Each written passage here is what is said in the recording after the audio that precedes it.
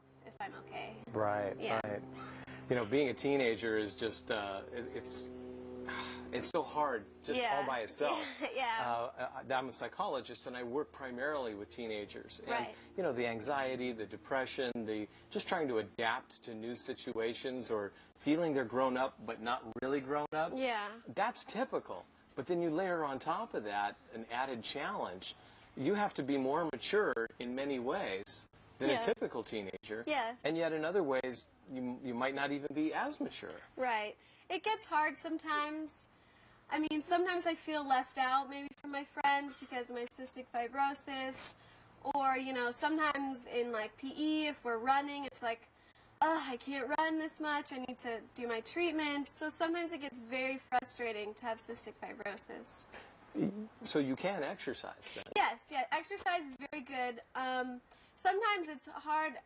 Exercise always helps me feel better, but sometimes it's hard to run or something because sometimes I feel, especially if I haven't done my treatment, sometimes I feel like my lungs are just like closing up and it's like, kind of like asthma, you would imagine? Yes. Okay. But usually if I do my treatments, I can exercise fine and keep up, so. What about like strength training and things like that? Yeah, that Swimming? Swimming is actually really great for cystic fibrosis, especially holding your breath. It helps your lung capacity in it. Doctors always tell you to swim or dance. I dance, so dancing is good for that there too. you go. See, now there's a typical teenager thing to do, is to want to go dancing. Yes. Oh, that would be great. So, I imagine there are some dangers or risks with other risky teenage behavior. So a lot of teens drink, yes, and they smoke marijuana and cigarettes. You can't No, at I all? can't. Or? I can't be around smoke. It affects my lungs, and I can't. Anything like any drugs, anything would greatly affect me because of my lungs. It would just, especially if I smoked or something, that would be so horrible for me. It would make my lungs so much more worse, and I can't really be around it. I mean, sometimes I've been around people who smoke or know people who smoke, and I just leave because it affects my lungs. It makes my lungs like hurt almost. Sure. Yeah. Sure. And I imagine the same for marijuana smoke or anything like that. So then I guess in one way that you're kind of protected from some of the high-risk behavior. Yeah, that could be good. And from what I understand, 80% of all high school students will smoke marijuana before they graduate high school. Right. And I talked to some high school students, they said, 80%, it looks like 100% to me. Yeah. But yeah, there's always that crowd and that group that for either medical reasons or moral reasons or just health reasons decide, I'm not going to do that. Yes. So you've fallen into that category. Yes, I have. And then I guess then by extension your friends are as well. Yes, definitely. Me and my friends, you know, we don't smoke, we don't do any of that because it could really harm me. And so my friends, you know, look out for me and make sure I'm not around smoke or anything like that or any drugs or... Wow. Well, in some sense, I guess a parent would think that that's a blessing. Yes. But I'm glad that, I imagine that they would do anything for you to not have to deal with this. Yeah. It's very hard, and I know my parents know what I go through because they go to the doctors with me, and, you know, they've sat up nights with me if I've had trouble breathing, and they'd pound me and help me with my treatment, so they definitely know. What would happen if they didn't? Well, one time I actually had something called pleurisy, and it was where I don't even exactly know, but my lungs closed up and I could like barely breathe. And so, you know, I thought it would maybe go away, so I just laid in bed, but it didn't go away, so I woke up my parents and I did my treatments, and at first it wasn't really helping, so I did my vest, and I did my treatments again and again, and after a while it just finally loosened up, and so... Without the modern medications and treatments and your parents' support, what would happen to you? I think it would be very hard for me to actually function if I didn't do my treatments. I mean, it would be hard for me to breathe all the time. I'm sure I'd get out of breath like walking. And if I didn't take my enzymes when I eat, I would never get nutrition. I would probably be very short. Well, what happened to children that had this many years ago, 40, 50 years ago? Well, a lot of people, you know, it's cystic fibrosis. Not a lot of people actually know about it. So 40 or 50 years ago, they didn't have those things. So maybe it would affect their health. They could even, you know, pass away from it. Wow. because it can be very serious if you don't treat it. Sure.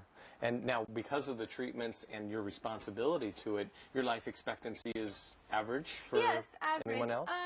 You know, there's a range of like mild or extreme. So me personally have about average. I actually have a friend, he's older, he has very extreme, he just had a lung transplant. Maybe, you know, his life expectancy might be less than mine because of all his complications. So. Wow. Yeah. Boy, does that ever weigh on you? I mean, how does that affect you emotionally? It does. You know, especially since I know someone who has had a lung transplant, he has cystic fibrosis, that could happen to me, and it's like, wow, it's like, that's a big deal, and it's very scary, actually. How do you deal with your emotions then? It's hard, but I actually I write poetry to get my emotions out, so, yeah. So poetry is your outlet? It is. It helps me just release all my emotions, and, you know, sometimes things can get scary or just very upsetting having cystic fibrosis, so that's how I get it out. Does it ever make you angry that you, why me? Yes, I've thought that many times. Sometimes it's just, you know, it's just all this weight on my shoulders, and it's like, why do I have to have cystic fibrosis? So. Yeah, and your friends don't, and they can do whatever they want, whenever they want. Exactly. And, wow. It's hard. Now, you mentioned that part of your treatment team was a social worker. Yes. How does the social worker come into play in your family? The social worker that I have at my doctor's, he's very nice. He comes in, talks to me about school. You know, I feel that he's very involved in, like, my life. So I know that if I ever needed someone, I could obviously talk to my parents or my friends, but I could always call him. And I think he just helps me feel like, you know, he knows me and he knows my condition, so I just feel like he gets me. So when you have a tough day, for instance, is that somebody you can reach out to? Yes, definitely, if I need to. But you don't have like a traditional psychotherapist in your life? No. You've never felt the need for that? No, maybe sometimes, but not. Sometimes I think I'm just stressed and it's like, ugh. But usually I just work it out. Yeah. As a psychotherapist myself, I try to approach teenagers not as if they're mental patients. Right. I try to approach them as if they're just struggling to get from one point to another. Yes. That transition. And you're actually kind of right in the middle of that transition. You want to separate from your parents in a good way. Yes. You want your own life. You want to define who you are as an individual, and yet you need them so much. Yes, and so there's that constant struggle. Yeah. And for some teenagers, that's worse than others. Yes. I think it's difficult because, you know, I want to be independent and have this, you know, my own life and everything, but I also have to depend on my parents to help me with my cystic fibrosis or stuff like that, so it's hard for me. How do you relate them with your parents? I mean, you've stated some very positive things, but don't you do some typical teenage type stuff? Sometimes it's hard because it's like, well, you know, did I get the genes for having cystic fibrosis from my mom or from my dad? And sometimes I want to blame it on them, even though it's not their fault. But sometimes I get very angry with them because they don't always understand what I'm going through. So it's like, I get very frustrated at times. So your support group then is varied. You have your social worker, you have your parents when they're available for you or you feel you can reach out to them.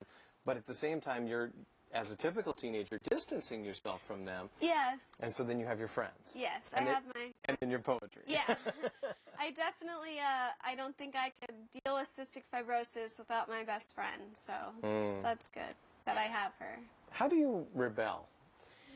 I mean, there's got to be some rebellion in there. We all do it. Yeah. Maybe sometimes, I don't know.